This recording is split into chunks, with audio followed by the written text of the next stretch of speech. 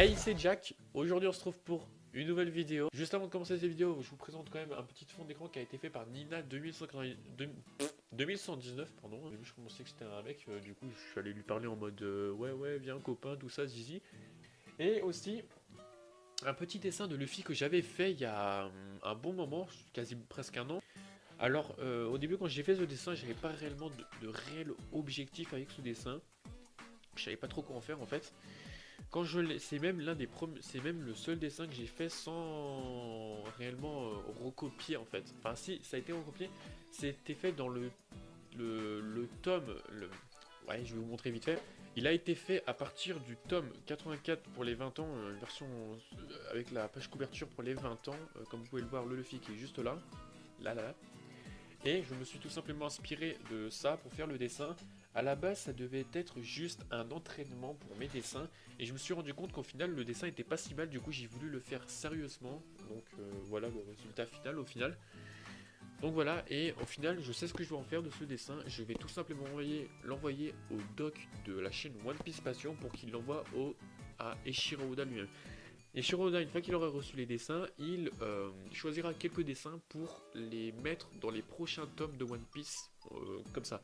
Et franchement, ce serait vraiment un putain d'honneur, un privilège même, de pouvoir avoir un dessin qui apparaît dans un livre manga, en fait, dans un livre, série de livres qui sont les plus vendus au monde. Franchement, ce serait quelque chose. Donc voilà. Bon, oui. Ouais. Lundi matin, toi tu travailles pas le lundi matin. Non, bah non, je suis en Tu vacances. viens avec moi, but, on va acheter les meubles. Comme ça on peut. Ok. Heureusement que je suis pas en live, sinon il y aurait des centaines de personnes qui sont en train de regarder. Bon, pardon pour ce dérangement des plus rapides. Une petite récap du dernier chapitre. À la fin du dernier chapitre, on a vu Big Mom qui se faisait victime, hein, qui s'est noyé. Et Sanji qui allait utiliser la technologie de son père qu'il haïssait tant. Alors pourquoi ce retournement de situation d'un coup?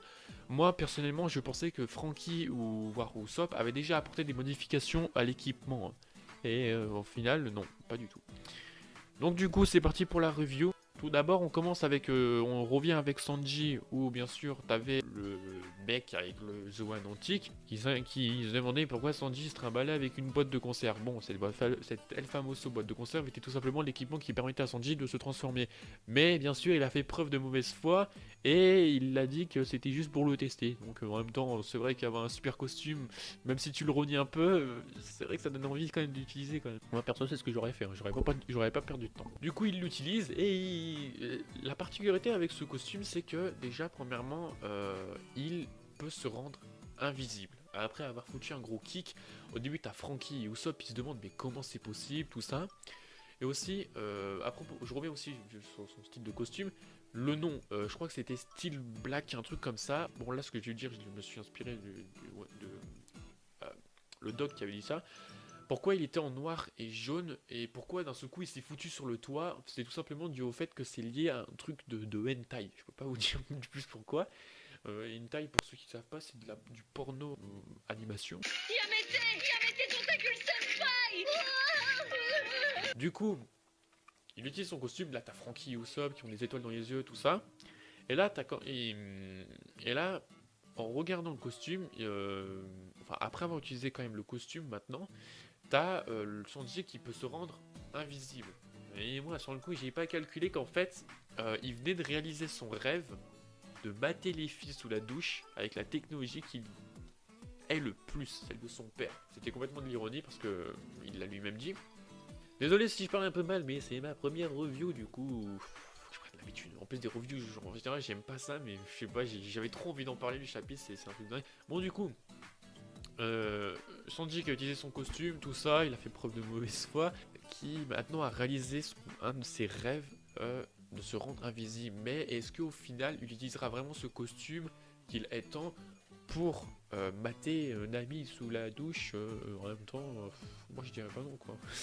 Mais du coup, Oda nous informe qu'au final, ce qu'on se doutait bien sûr, qu'en fait, Sanji dit qu'il voudrait que Franky et Usopp fassent des modifications sur son costume. Ce qui n'était pas obligatoirement obligé d'être précisé parce qu'il y a déjà eu des choses qui ont été faites au niveau des modifications, on va dire, je crois, un truc comme ça. Des modifications qui ont déjà été faites sans que ça soit apparu une seule fois dans l'animé ou dans les chapitres, il me semble. Je peux pas dire vraiment exactement.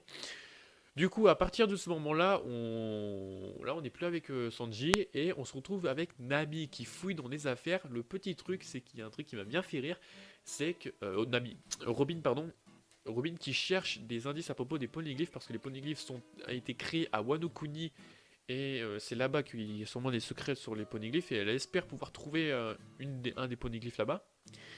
Bon, et le truc, c'est qu'elle se fait surprendre par des ninjas. Alors, par contre, là, il y a les ninjas qui sont en train de se moquer d'elle juste après parce que elle n'a pas remarqué qu'ils étaient là. Alors qu'une vraie Geisha, je crois que c'est ça, elle l'aurait remarqué parce que c'est une personne habituée des ninjas. Le truc, c'est que vu que c'est une personne non habituée des ninjas, ils savent qu'elle est, que le Stapp l'incruste en fait, qu'elle s'est tapée l'incruste dans ce pays, que voilà.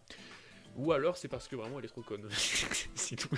Et il y a un autre petit truc que j'ai remarqué lors des apparitions de ninja, j'ai remarqué certaines positions qui faisaient sûrement référence. Alors peut-être que c'était un hasard, mais qui faisaient référence à des trucs dans One Piece qui sont déjà arrivés. Comme par exemple, il y en a un tout à droite avec la fumée sur les épaules qui fait grave penser au Gear Force de Luffy. Après ça,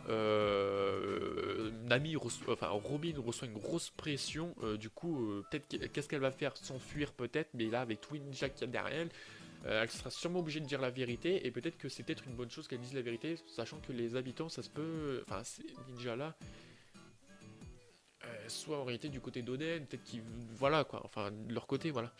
Après, du coup, là, le meilleur, on se retrouve avec Chopper qui se balade dans la forêt, tout ça, et qui tombe sur Big Mom allongé sur la plage. Ouais, il dit tranquille. Bon, non, elle se faisait pas une bronzette. Une bronzette, hein, pas une branlette. Le truc, c'est que, en fait, t'as Chopper, voilà, qui commence à flipper. T'as Kinemon qui se rend compte que c'est elle, après on se transforme en dragon en même temps. Et Chopper qui se dit, il faut la tuer avec sa petite épée, ce qui est quand même assez mignon et drôle. Du coup, là, après, elle se réveille. Oh, damn it! Et elle a perdu la mémoire. C'est là qu'il y a plein de choses dans ma tête qui ont commencé à pousser. Déjà, premièrement, pourquoi c'est Chopper qui a trouvé que Big Mom? Ça aurait très bien pu être Zoro, vu que ce débile fait que se perdre. Et il aurait très bien pu se perdre en trouvant Big Mom. Déjà, de une, bah, il l'aurait buté dans son sommeil. Il l'aurait pas cherché à comprendre. Ah bah non, vu qu'il a jamais vu Big Mom, Zoro l'aurait sûrement pas buté. Ah bah non. Non, Zoro l'aurait sûrement pas buté. Mais je pense qu'il s'en battrait les couilles au final. Enfin, j'en sais rien, je sais pas ce qu'il aurait fait Zoro. Mais le fait que ça soit Chopper qui tombe sur Big Mom, c'est une bonne chose. Pourquoi? Parce que déjà de une, c'est le médecin. Je vais vous dire pourquoi. Et de deux, Big Mom a perdu la mémoire.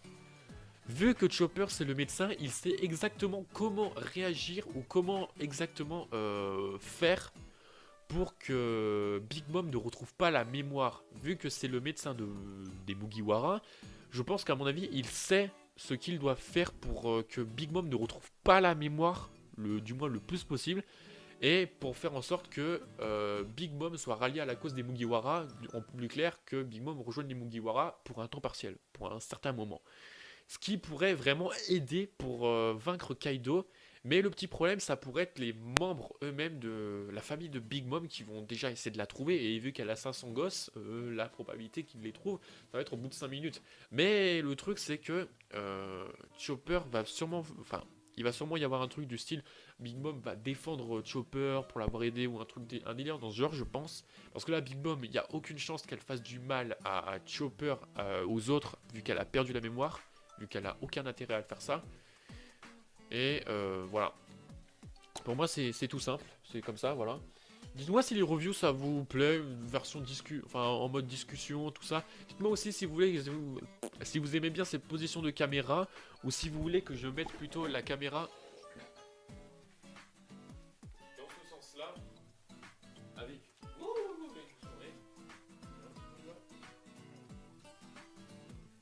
avec l'épée de Trafalgar Law,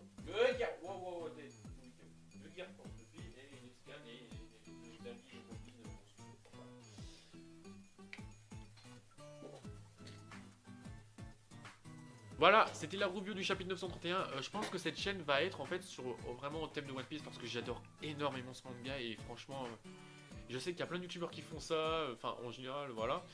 Je vais vraiment faire ça parce que j'adore faire ça, les trucs de One Piece, franchement j'adore. Et continuer à faire, les doubles, enfin continuer, pour l'instant je les ai pas encore fait, les doublages sur One Piece, enfin les doublages sur les mangas, les doublages parodies, vu que le prochain doublage sera un tel manga, je vous ai pas dit le nom, enfin si, putain je suis con, je vous ai montré des extraits sur One Punch Man, en feat avec Chris Nippon World, un petit extrait, voilà. Donc voilà, j'espère que cette review franchement vous aura plu.